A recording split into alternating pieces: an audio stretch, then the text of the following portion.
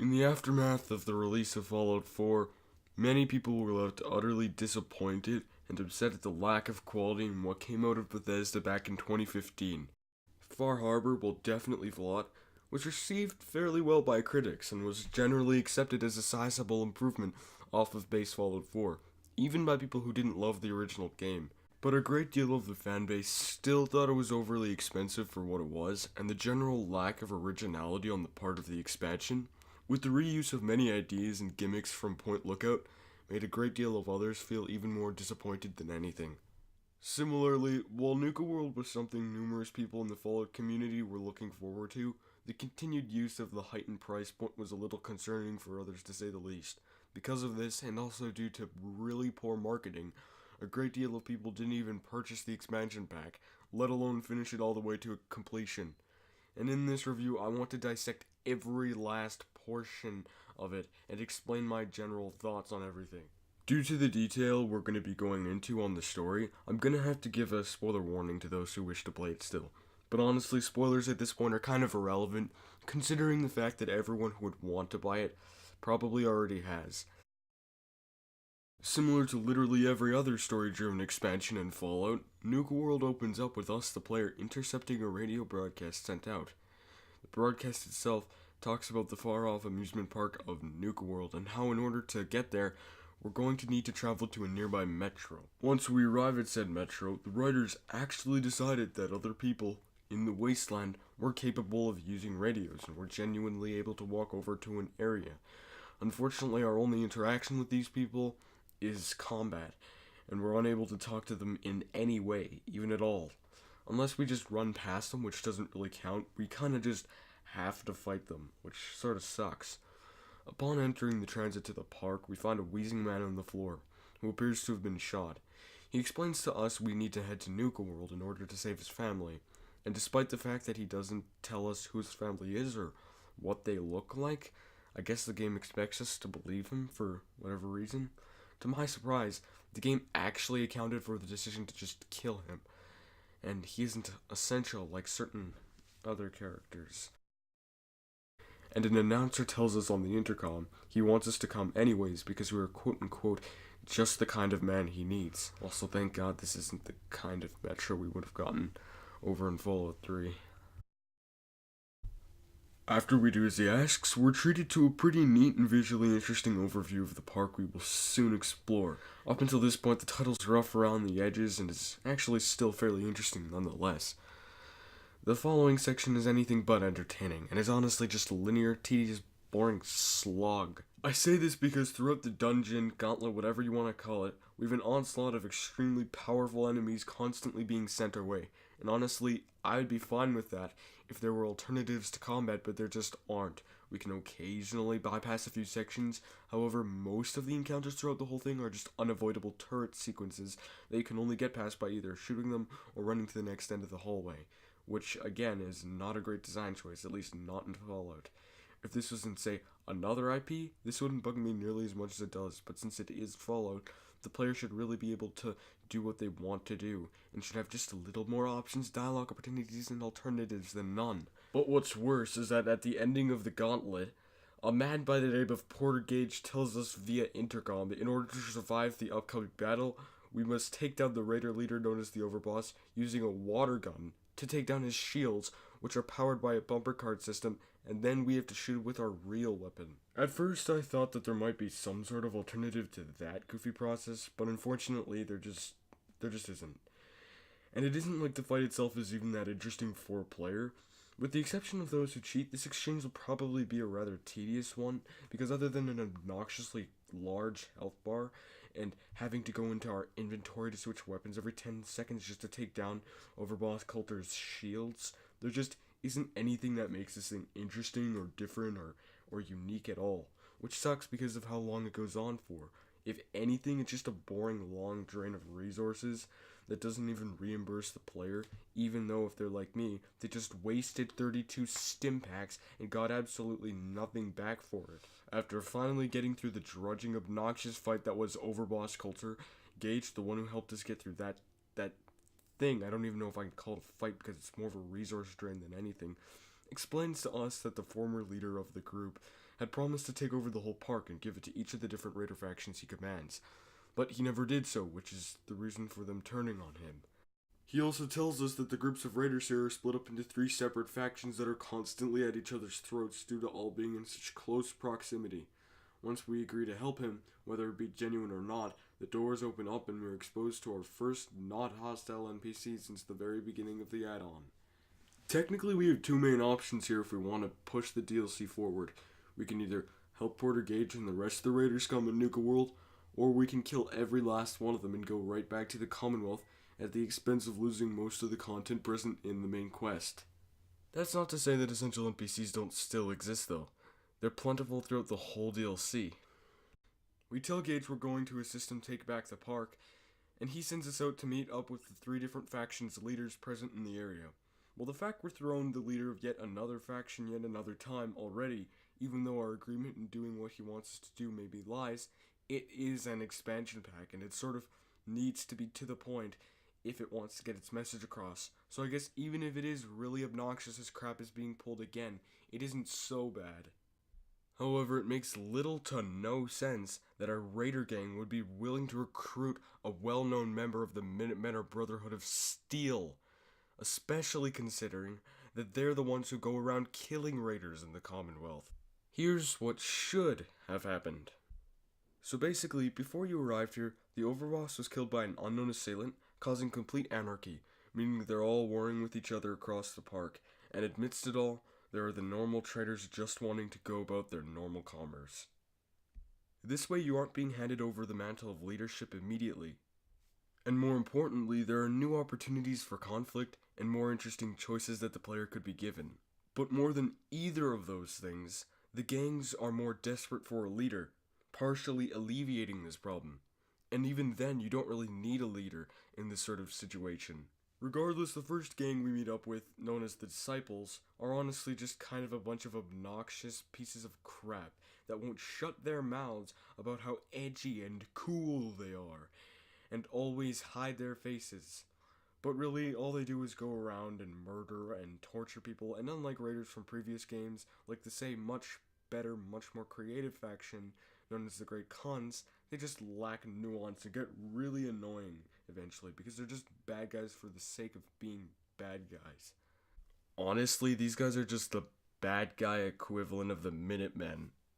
Where the Minutemen have absolutely zero flaws, at least morally, and are just good guys who do good things.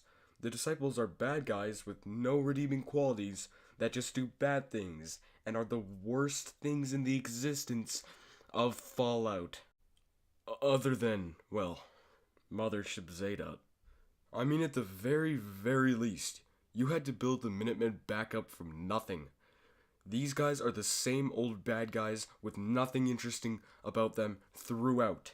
Additionally, the many puddles of gore and dead bodies on the floor seem somewhat nonsensical to me. Now, one could say that they are used for decoration and to assist the imagery of Nuka World. But the fact that the Disciples just leave guts and severed limbs on the floor everywhere just seems a little odd considering the diseases that could come along with that. It may make sense for them to leave up hanging dead bodies and place decapitated heads on spikes, but anything beyond that really just begins to mess with the world's lore. And I'm not saying this because I have an issue with its realism. They're just not a great faction.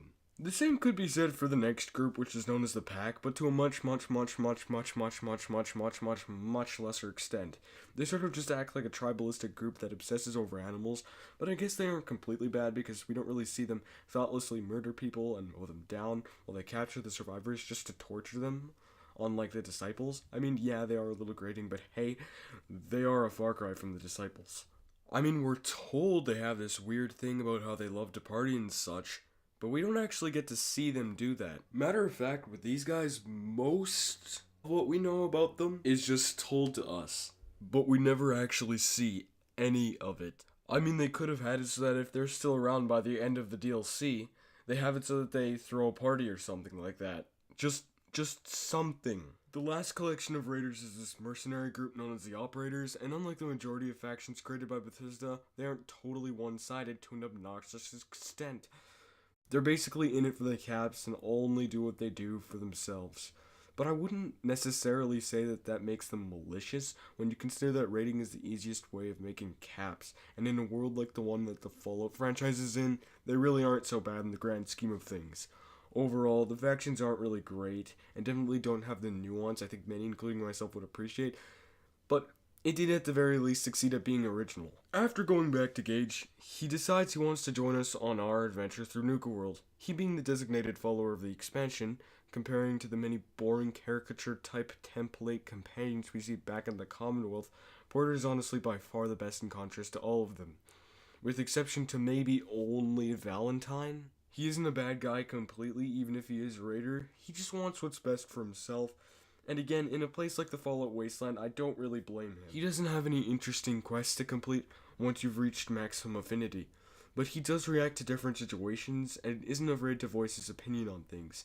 He also has some special dialogue if you want to go back to the Commonwealth, which is neat. Anyway, before we continue on to the rest of the park, we're going to be exploring the side content of the expansion, which, as anyone who has played these things will tell you, this is one of the most crucial parts of these games, and when they aren't implemented properly, it really doesn't work well with the gameplay loop of Fallout.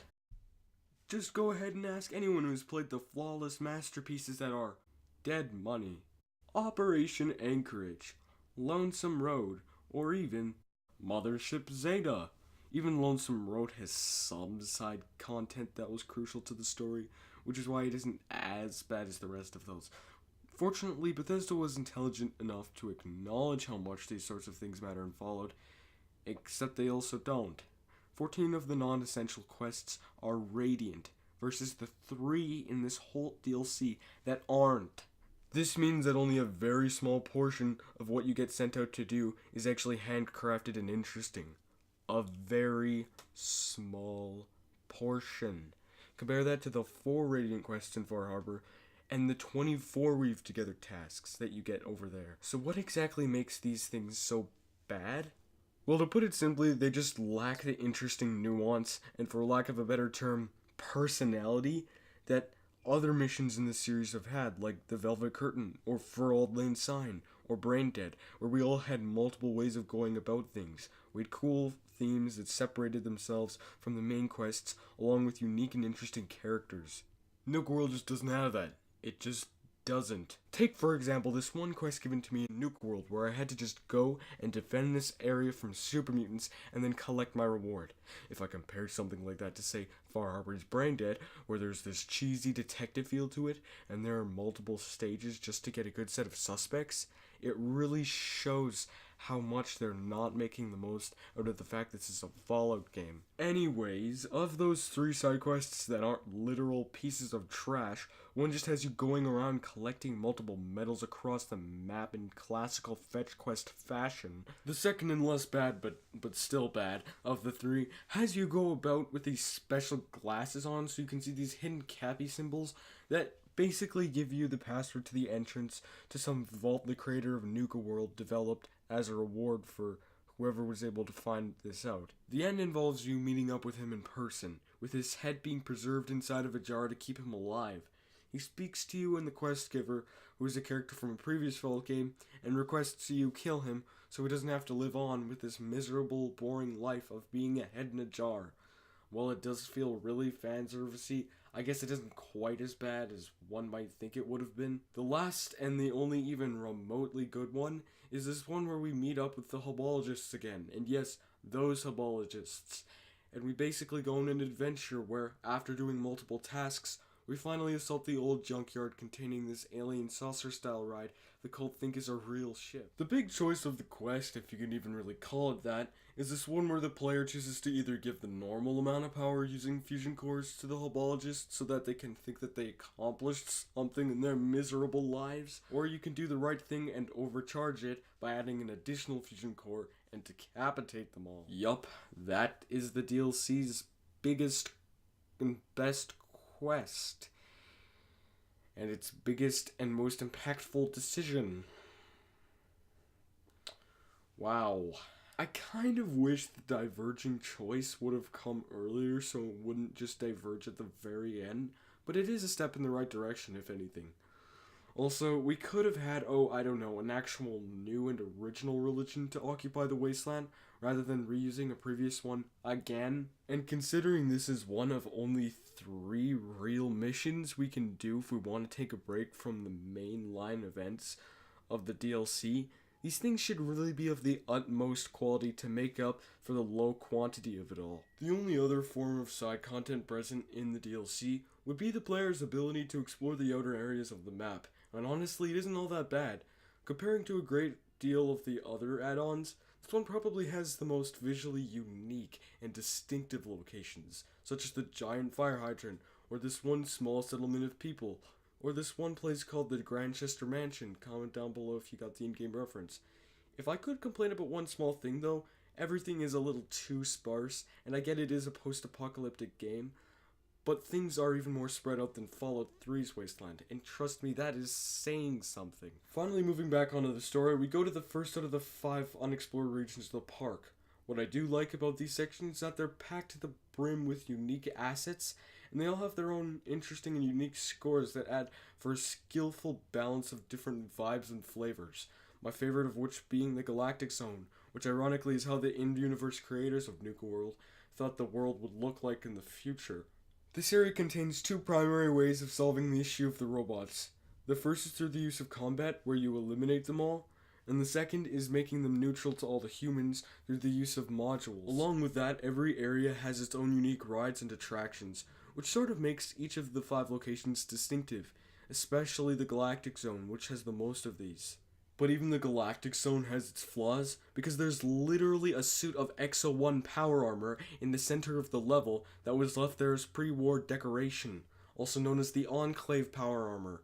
So somehow, the people working at Nuka World got a hold of extremely high-end military armor only given to high-ranking members that didn't even finish production until after the Great War, as in, after the bombs went off. But hey, robots, right? The Kitty Kingdom is just plain stupid. This section basically just involves us going around killing ghouls, endlessly jugging down tons of rat away, until eventually we find the guy who's holding this place named Oswald. And as it turns out, he's a pre-war ghoul. A pre-war ghoul who's literally able to use magic. Yes, magic. If you think that this fits into the lore of Fallout, then I don't even know what to say to you. I won't really be going into too much detail on this part, mostly because there isn't really too much to it, story-wise. You just shoot, basically. I will say, though, the funhouse isn't terrible, even if it is super linear. Other than that, there just really isn't much to analyze here. Then you have Dry Rock Gulch, which just involves you going around talking to a bunch of essential protectrons, or in other words, we talk to the embodiment of NPCs that take away our freedom to do what we want to do. I guess you can at least use your robotic skill to skip some of the activities, which is nice. After you meet up with all the robots and force the lock combination to the container out of them, we get the key to the area with the boss.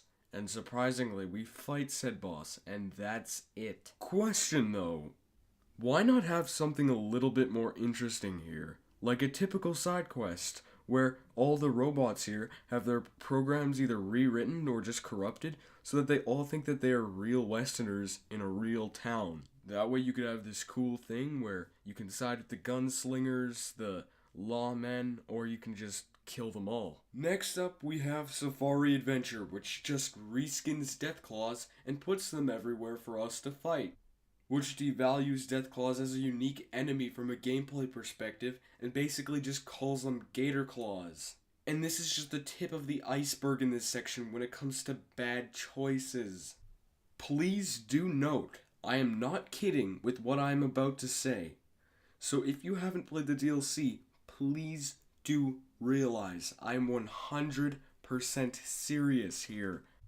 Once we arrive in this section of the park, we fight a Gator Claw alongside a man named Sito, who explains to us He was raised by gorillas, which are for whatever reason called ghoulrillas, and they're his family. Yes, really. He's the most obnoxious, nonsensical, generic, and waste of a character imaginable, with the exception of Preston Garvey. He has absolutely no depth at all. All he does is go along with the idea that things in Fallout only need to be cool, even if they make zero sense. Regardless, he gives us a holotape he claims someone told him was important. It explains to us that the voice created the gator claws, and for whatever reason, the Nuka chip is somehow malfunctioning and is producing them at an alarming rate. The voice begs for us to find it and deactivate it as soon as we can. Yet he doesn't even tell us the password to this area. So when we do finally get there, a terminal explains to us that we can't even go any further for that exact reason. We also find out that one of the doctors who may have a passcode was kidnapped by an animal rights group who didn't agree with how Nuka World was doing things. What I don't understand is, why take him right outside the park? It's like a minute walk. How does this make any sense? I mean, like, how stupid are these people? These characters are clearly portrayed as dumb and idiotic, but I mean, this dumb and idiotic? Even birds understand when you steal someone's food, you fly away. You don't just stay there, or just move a slight bit. I mean, these people have to have IQs in the negatives to just think that this, of all things, is a good idea. Like, what? Even then, they're still technically inside of the park. It's just a shut down area of the park. Anyways, we get the password to enter in, and we learn more about the fact that he tried to make giant mutant alligators to protect himself. He also makes food using other DNA sources, such as cows. Makes sense so far, but why doesn't he just clone himself or another human? You could say it's because he's irradiated, but so are the DNAs of the cows. I mean, cloning yourself or some other human really would be less risky than creating a whole new species that's a giant alligator mutant. Also, how do these gators get out of this place and into the Savari zone? The whole area is blocked off, and the only exits are through the use of terminals. Regardless, we turn off the machine, and we're forced to kill every last gator claw in the whole park. Every single one. We deal with Sito, and finally, this section ends. Let's move onwards to the last area. Basically, it just involves us killing a bunch of reskinned Mirelurks, and there's nothing else to it. That is literally all there is there. All praises and gripes being said, the lack of structure ends up making for some fairly shoddy pacing, as few of the levels build off of each other, and you do not feel like you're actually progressing in any capacity until all of the quests are finished.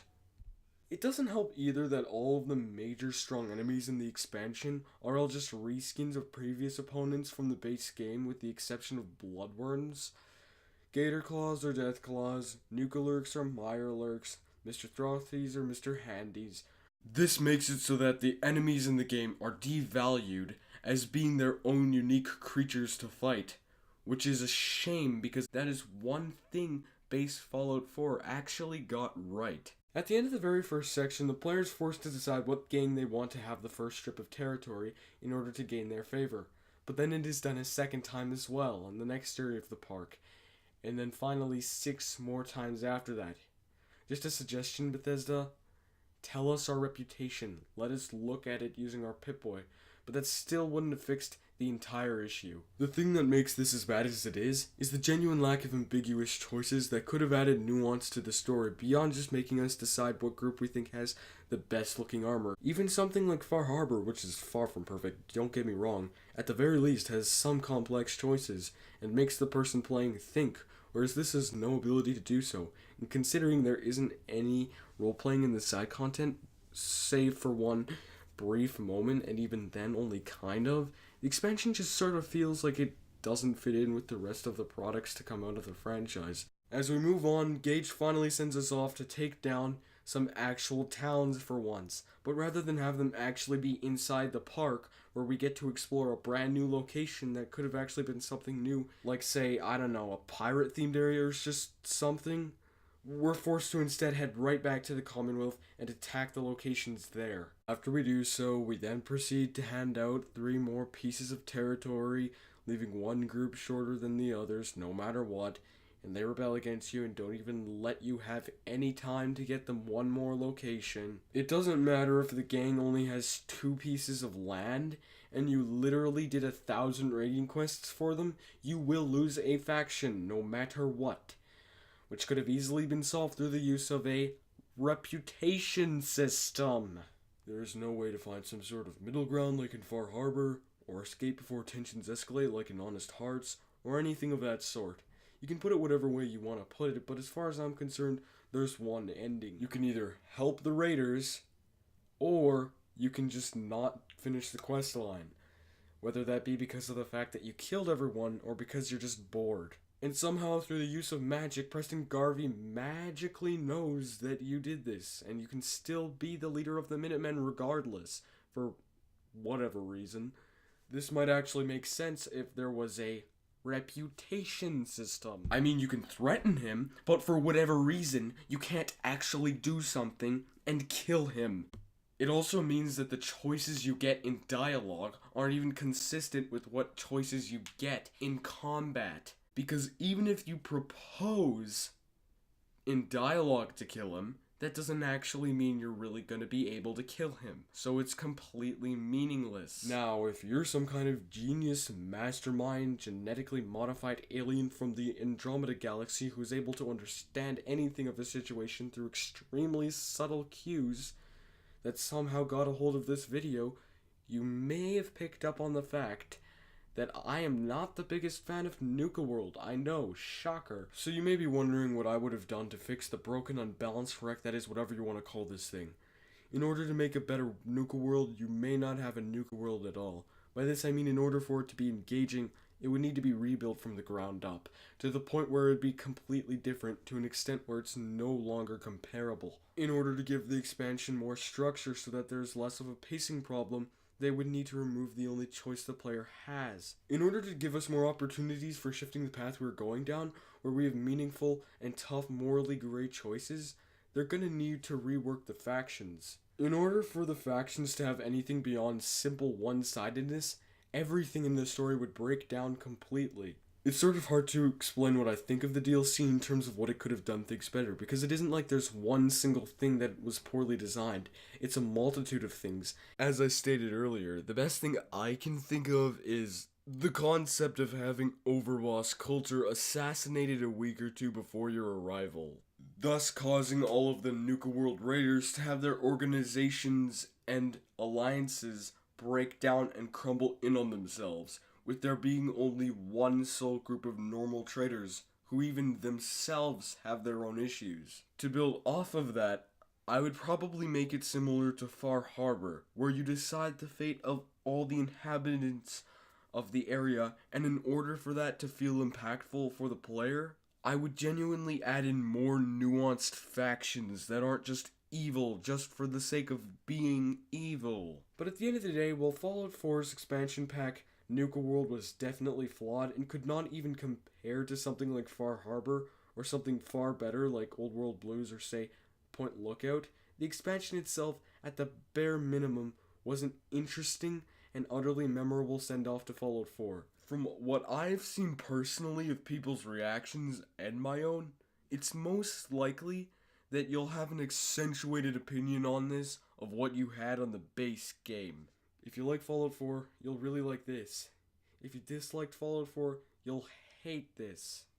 Thank you all for watching and getting all the way through this. I really do hope that you enjoyed this video, but if you do want to tell me about any mistakes I made, please do so in the comments. I really do appreciate whatever criticism you may or may not have, or just any feedback in general. Anyways, thanks again for watching. I should be uploading again soon enough.